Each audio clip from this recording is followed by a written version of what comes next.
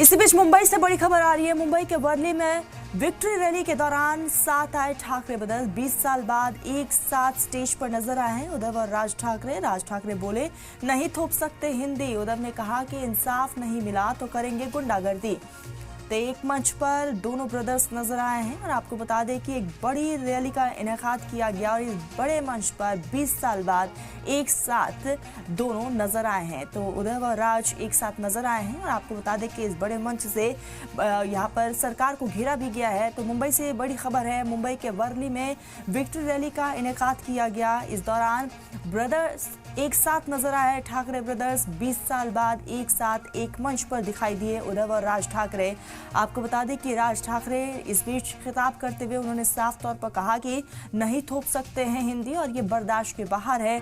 दूसरी तरफ उधर ठाकरे ने कहा कि इंसाफ नहीं मिला तो आगे भी इसी तरीके से गुंडागर्दी करते रहेंगे और एक बार फिर से जमकर बरसते हुए नजर आए। लेकिन सबसे बड़ी बात कि इस मंच जो खूबसूरत तस्वीरें निकलकर सामने आई, 20 साल बाद दोनों भाई एक साथ एक मंच पर नजर आए।